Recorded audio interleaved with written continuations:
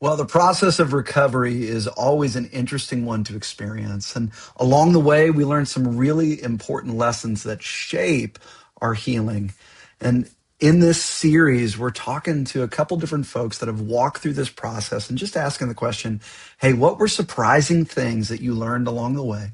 And what things were really valuable that you wish you would have learned just a little bit earlier?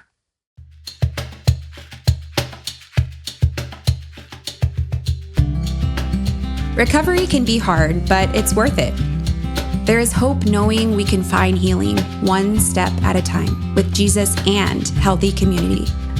Whether you're struggling with a hurt or a hang-up or a habit, you're not alone. During this podcast, we share real stories, practical tools, and powerful truths that inspire you to keep moving forward. No matter where you are on your journey, there's hope ahead. So stick with us as we walk this path together through Celebrate Recovery.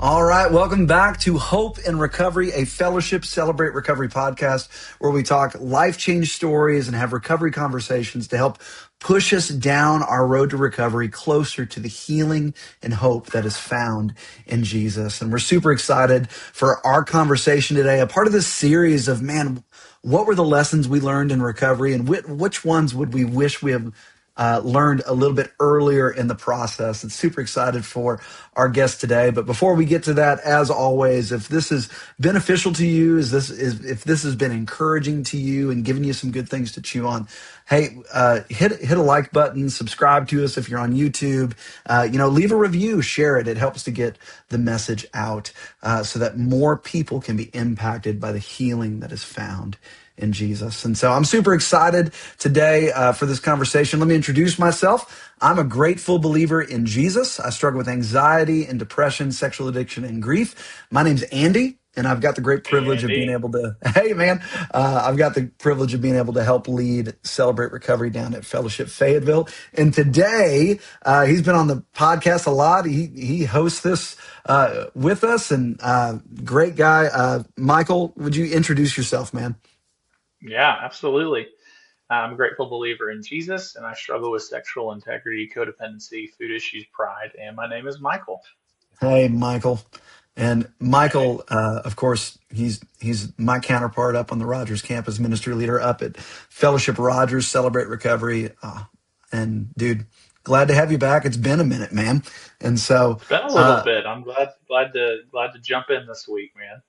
yeah, man. Well, hey, we were talking a little bit about this, but we're in the middle of this series of talking about, man, what were lessons I wish I would have learned a little Mhm. sooner in my road to recovery. And so, Michael, thinking about your recovery journey, man, what did it look like for you to get plugged in to Celebrate Recovery, man?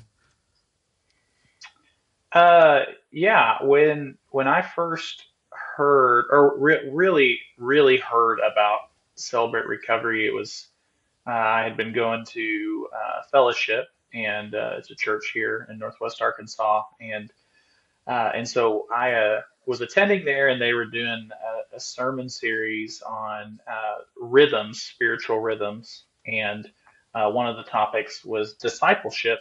And so I had thought, well, maybe that's the missing component, the missing piece of my recovery journey, which I wouldn't have known to call it recovery journey at that point. But I was like, maybe that's what's been missing. That's why I keep struggling.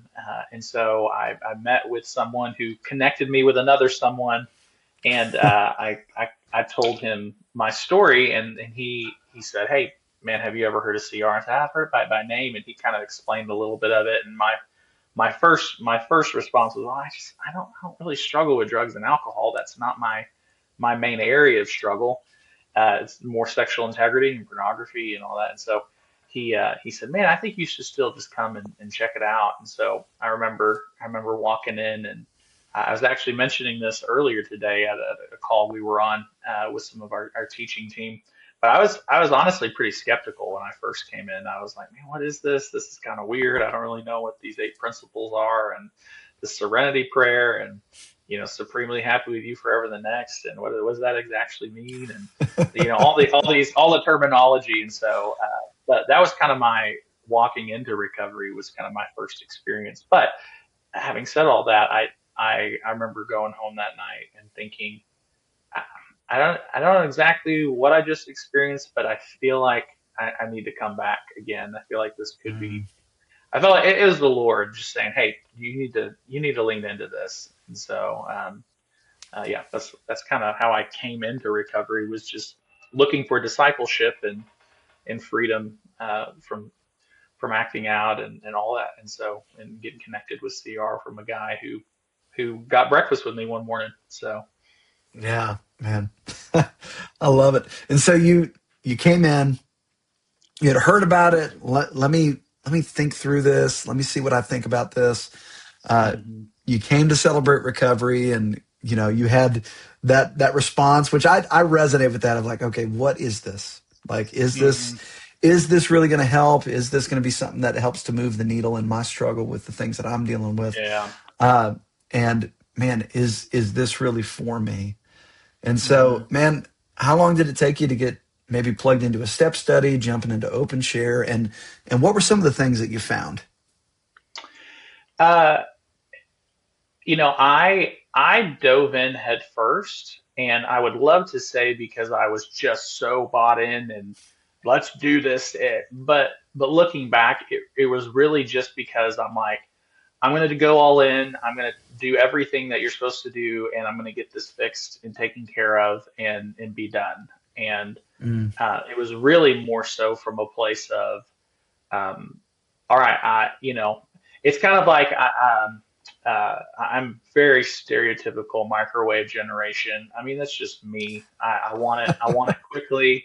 I want it. My wife laughs at me because she finds so much joy and pleasure from taking time to make a meal and spending time to fix it. And it's kind of almost ritualistic for her just to decompress and chop all the vegetables and then to sit down and enjoy it, like an hour, 2 hour process. And you just sit down and you get to enjoy this well crafted meal. And I'm like, I would take a below average meal that I could get in 5 minutes, above a really good meal in 2 hours any day of the week. And that's that's just because I'm so impatient. And so jumping in, you know, I I immediately joined a step study, and immediately was coming on Friday nights every time I could. I was going to open share. And even though, yeah, my heart might not have been necessarily in the 100% correct place, I mean, God still used that. And I know part of the series that you guys have been doing the last few weeks, which has been really good, is what were those things that I wish I would have known? What are those things? And I know for me, and I may be jumping the gun, so you can correct me on this, no, but go for it, one of man. Go for it. one of the things that I think in line with what I'm sharing was I think I wish I would have known recovery is a marathon, not a sprint, Mm, and that's been a big thing of me going, oh man, like I still am not quite there, in not a shameful or defeatist way, but just a simplistic like, oh, like I still need to wake up every day. I still need to surrender. I still need, we were talking earlier about turning our life and our wills over to Christ, and so that surrendering my will, as it pertains to the recovery process, it's a marathon. It's not a get in there, pop it in the microwave. 5 minutes later, you have this great dinner. It's going to take some time, and um, for me, it's 20 plus years of dysfunction in a certain way of living, and a certain way of organizing my life, and a certain way of coping with life, and a certain way of it was the filter I had through life, and it might take a little bit of time to unpack all of that. yeah, man, it's so good. Like, I love that. Recovery's a marathon. It's not a sprint. It's a Yeah. it's a crock pot, not a microwave. Uh, Yes. and it's Yes. funny, Yeah. you talk about that crock pot or that microwave generation. Like me and my wife were actually talking the other day as we were putting a pizza in the oven. I actually told her, I'm like, frozen pizza, whenever I was a kid, we never put it in the oven. We always just put like those $3 Jack's pizzas Yeah. in the microwave for like 8 minutes. And thinking about it Absolutely. now, it's like, oh, that's kind of gross. But like, that's what life has always kind of been like, is like, hey, Hmm. you want it, get it, you got it. And so I resonate with that, man. The reality that like, Hmm. hey, this process of recovery is not something that is going to fix me overnight.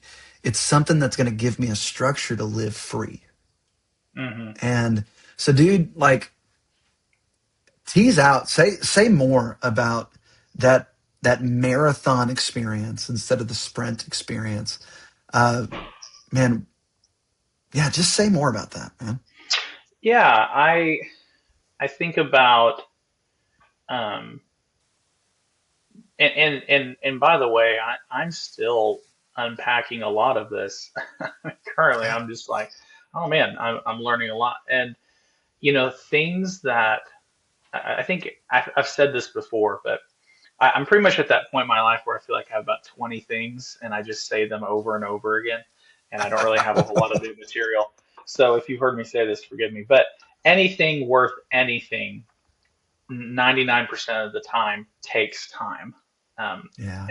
anything worth anything, it just takes time. And I think there's probably a purpose and a design behind that because, I mean, you do think about, and I mean, people have written about this ad nauseum, like, but this is not a new concept. But I mean, time is something that you literally can't buy more of it. I mean, you can't get it back. I mean, once it's gone, it's gone.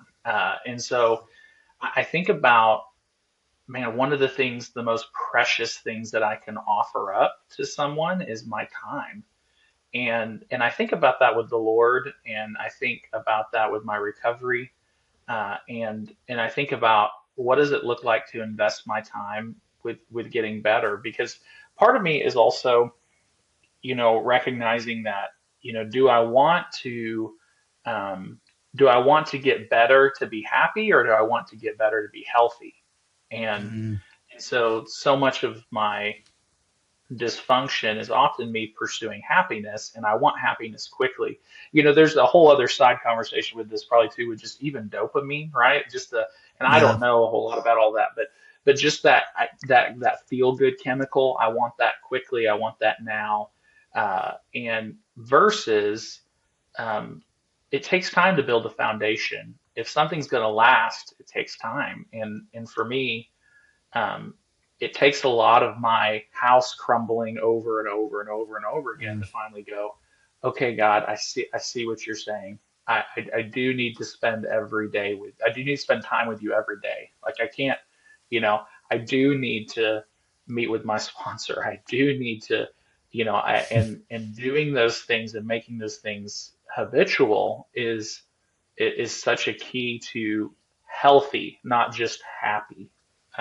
And so I don't know if I've given you any concreteness today, but yeah, dude.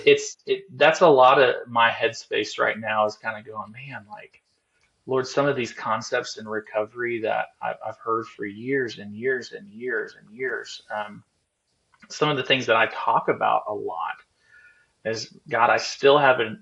Do I rely on you every day? Do I wake up and go, realize I'm not God? I admit like, do I wake up every morning and go, yeah, I'm powerless to control my tendency. Lord, let me get in the Word, let me pray, because if I don't do that, uh, I got to build that habit. So yeah, Yeah. yeah, yeah. Yeah, it's man, there's so much in there, man, and there's a lot that I want to chase in that. But I want to lean into your story in it Hmm. because I think that's so common for so many of us. I know it was common for me, and my story is like there was that it was almost grieving that I feel like I experienced of like, man, this is gonna take a little bit more than I thought. Yeah. Or, man, I'm not going to get fixed in 3 weeks. I can't just Hmm. buy the step study material and, I can't just buy a book and read it and answer the questions and be fixed. Like, and so there's a little bit of that, like, okay, hey, this is going to take some time, and that's actually okay. That's good. Hmm. Like, what was there that grieving for you, and what did it look like to start understanding and accepting that? Oh, it wasn't grieving, it was anger. Oh You know, man, it was good. anger. That's It it. was anger and frustration. Like, are you kidding me? And Yeah. that wasn't coming out. That wasn't coming out in a an external way, but internally there was definitely. And you're totally right. What's behind that anger and frustration is grief. Is Yeah. that, like, man? And so but it was kind of this, like, it was hard. And I would say I accept it a lot better now, but it was hard to kind of accept that, oh, I really am broken, and I really am gonna have to work on my recovery the rest of Mm, my life. Uh, and because I think there's an element of um, and part of it is the perfectionism, which is behind that is pride. It's just mhm. this, like, I want to be perfect now. Like, I just want to be don't have any issues, and be done. And what's cool is that is achievable, and it's called heaven. And so, but until the Lord decides to take me home, part of sanctification, big Christian word, right? It's that constant just working out of our faith and making the next right step, making the next right Yeah. step.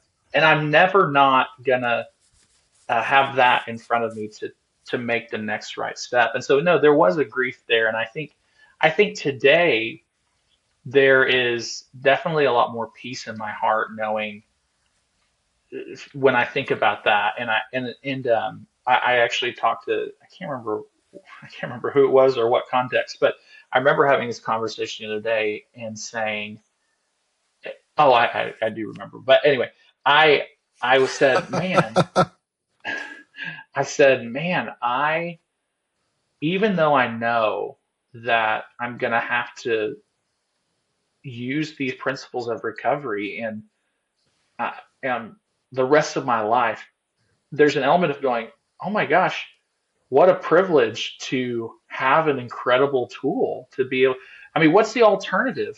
I don't have anything and I just struggle. It's kind of like, man, this is, if there was something to get through life to help me process through life and have structure uh, around my relationships and around navigating life's hurts and hangups and habits, man, I'm really glad I have this tool to navigate. And so it, part of it is just a perspective change with that grieving that, man, yeah, I'm gonna have to use it. But then also, actually, what if that's actually a gratitude, that, man, I'm thankful that I have this, and I Mm. get to use these principles and steps and step study and open share. I get to use large group. I get to have community and connection. What a great thing to have to do the rest of my life. That's a privilege. Yeah, man, that's so good. And just honoring the grief and honoring the frustration. Like, you Hmm. know, I know for me walking into recovery, there was a sense of like, man, I've tried other stuff. I've tried in my own strength. And it's like, Yeah. dang, I've been looking for relief, uh, but God was looking for growth in my life. And Hmm. so entering into the process, coming to that point of acceptance of like, okay, can I accept and trust this process? That starting to allow that reality to seep in started to change a lot. Hmm. Well, man, hey, let's take a quick break, and then when we get Yeah. back, we'll talk about, hey, what's some of the fruit of living with that reality. And so we'll be back in just a second.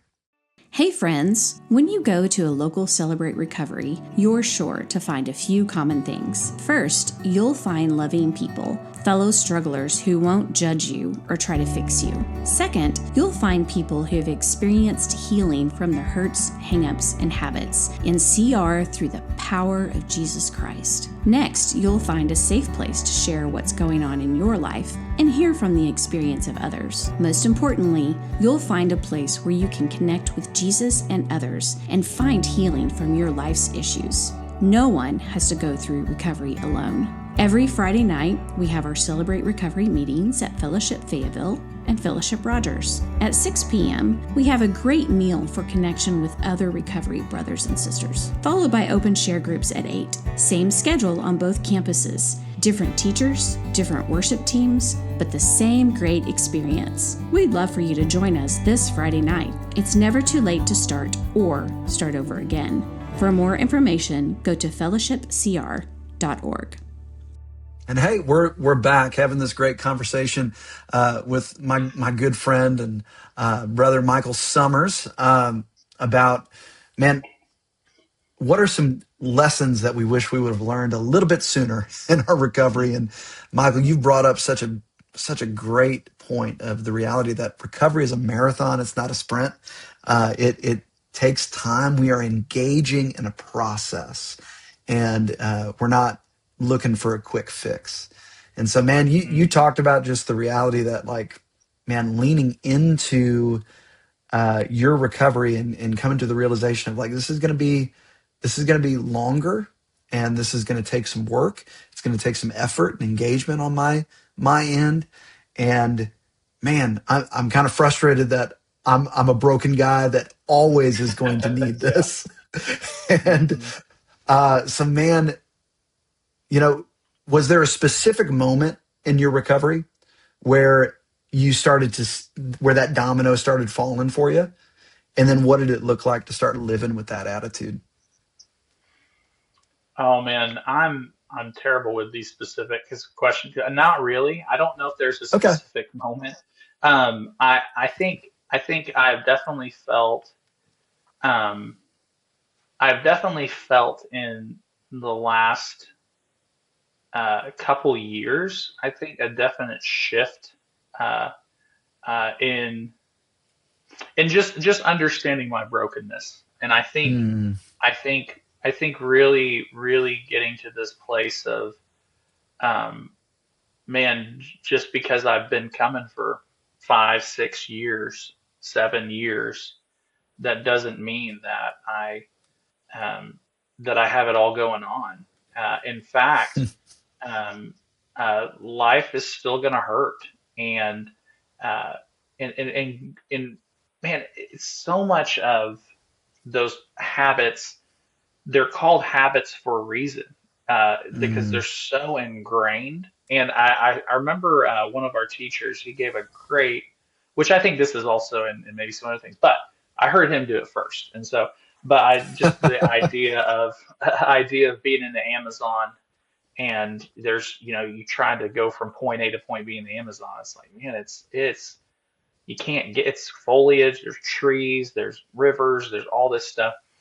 But let's say you keep doing that path every day and you just keep going and eventually it's going to turn into just this kind of windy path and then you keep going and then eventually you get a little dirt and some rock and you start making a little trail and then eventually that's going to turn into a little bit wider path and then all of a sudden you get some tractors in there and really start and then all of a sudden you got a 2-lane highway and it keeps going and all of a sudden it's this 4-lane highway and it's the bypass and it's just huge and people zipping up and down 70 miles an hour.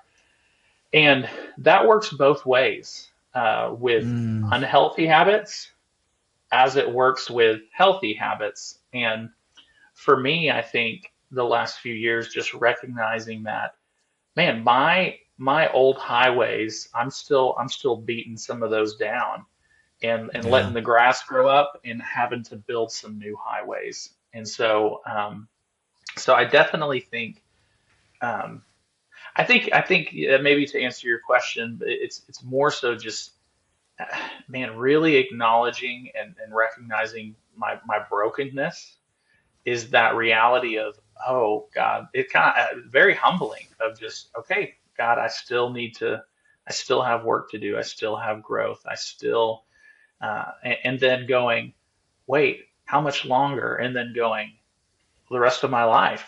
That's not to Yeah. say, that's not to say just to resign or to, I think there's a difference with going, looking at someone and going, well, you're just always going to struggle and it's just always going to be that way, Yeah. and it's not a resignation, it's acceptance of our brokenness and and the reality of that. And to go, Lord, Lord, I am going to have to use these tools to rebuild that highway. And then to keep that highway clear, I'm going to have to keep using it. Otherwise, the grass will grow up and eventually it's gonna be dead, And so, yeah. Yeah. What's cool, Michael, is I'm actually kind of glad that you don't have like a specific moment that you can think of, Hmm. because like what it tells me is that the more you engaged with the process, the more that truth seeped in and the more it Hmm. started to live out in you. And like that's also the point that you're trying to make, is that recovery, it the crock pot and microwave analogy is so applicable here. It's like, Hmm. man, one of the reasons why a crock pot is so good for things is because it gives it time to Hmm. simmer and let the flavors meld together. And if I Hmm. tried to make chili in the microwave, it'd be edible. But if I make chili in a crock pot and I let the ingredients simmer together for a while, man, it Hmm. just makes a richer flavor because there's time for that Hmm. stuff to seep into each other. And the recovery process is so much like that.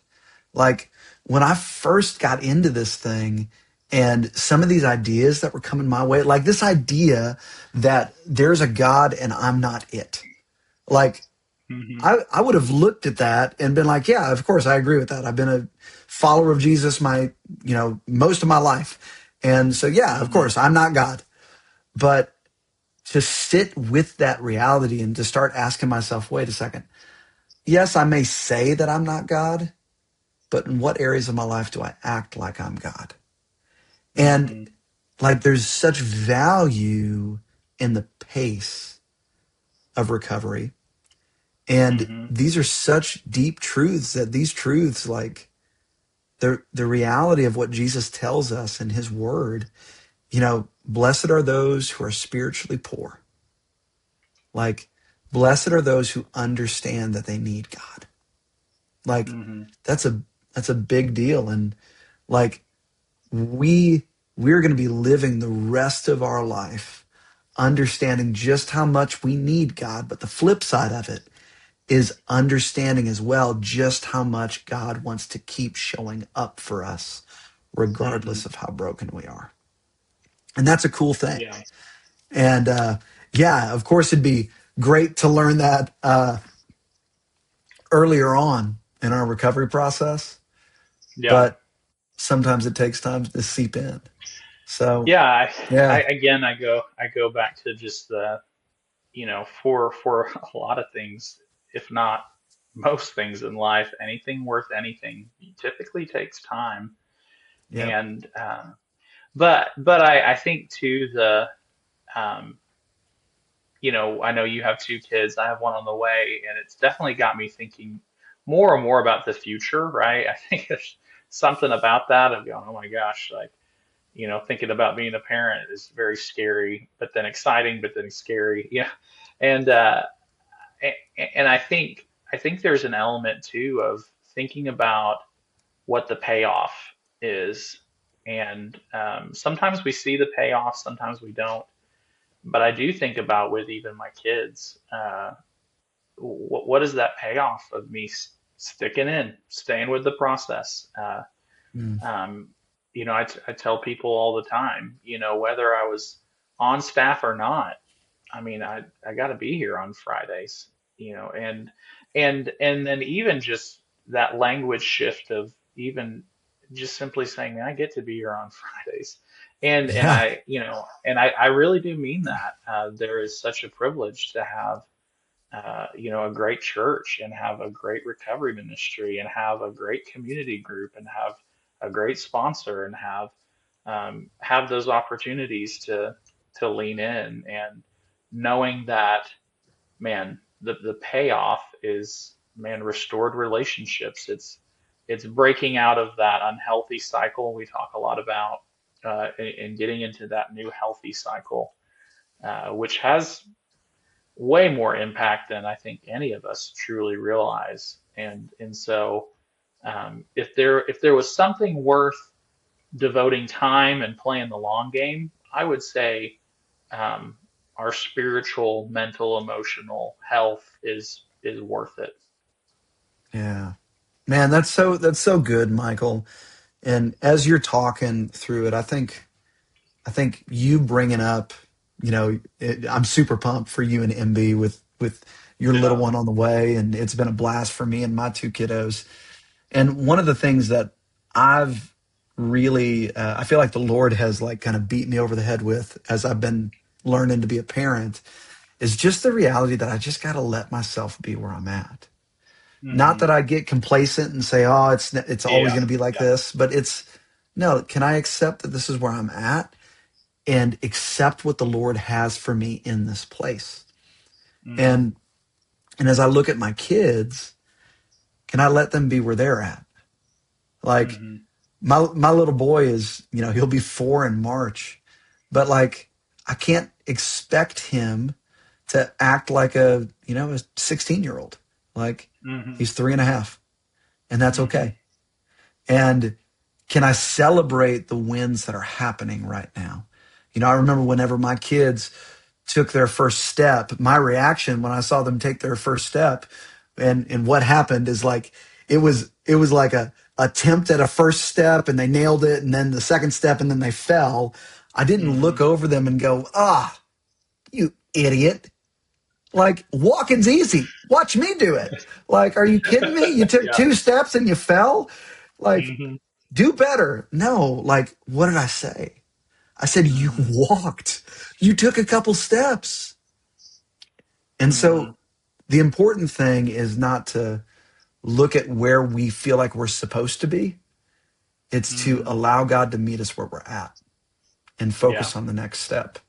There's a great quote by, I think it's Brendan Manning, where he said, God loves you where you're at, not where you should be, because Hmm. nobody is where they should be. Yeah. And man, well, hey, Michael, we're coming up on our time, man. I just want to throw one more thing by you. We Yeah. got folks listening to this that are probably in that same place that you were at, jumping into your recovery. And man, what would you say to them just to encourage them in light of this conversation? I think two things I'm thinking about, um, and this will sound a little maybe cliche, but or this to me a little bit, but it's the simplicity of what we talk to all of our first timers, people there for the first time. Is what's your next step? Uh, Mm. and and sometimes, again, if I'm thinking about the sprint, I'm thinking about the finish. When Ooh. then the reality is, I don't really have to worry about the finish. I just need to worry about what's my next step. We have a next steps meeting every Friday, and it's just, and what I tell our next steps people, our newcomers, I always just tell them, hey, I've thrown a lot of information at you. What's your next step? Man, show up next week. That's your next step. Ultimately, show up next week. And yeah, I've talked to you about step study and open share and all that stuff, but just get here next week. That's your big next step. And so I would tell people that. I would say, hey, what is your next step? Maybe it's to come on a Friday night. Maybe it's just to reach out to someone at your church and go get breakfast with them and say, I don't know what to do. Help me. Maybe it's to go to the website and just read about stuff. Maybe it's get on YouTube and type in Celebrate Recovery and watch and learn what it's about. So what is your next step? And then I think the second thing, the final thing I'll close with is just, um, what is your health? When I say health, overall health, mental, emotional, spiritual. what is that worth? Um, is it worth a lifetime of growth? Absolutely. You know, that's worth it. Mm, If that impacts the people around me and that impacts my relationships and it helps me to grow, that helps me to be healthy. Man, doing something consistently and continually working towards something. My health is worth that. Not just for me personally, but for the people around me. So yeah. man, it's a good word, brother. I love it.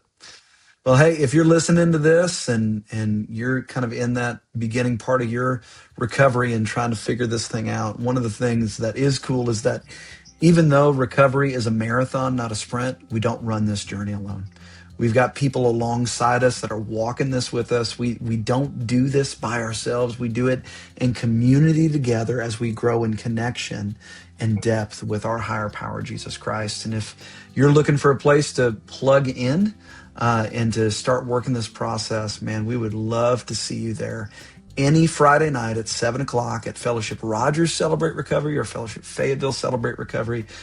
We would be honored to walk with you as we are walking this journey together for the long haul towards health in Jesus, knowing that no matter what we carry with us, God is strong enough to help us recover. And so we love you. God bless, and we will catch you next time.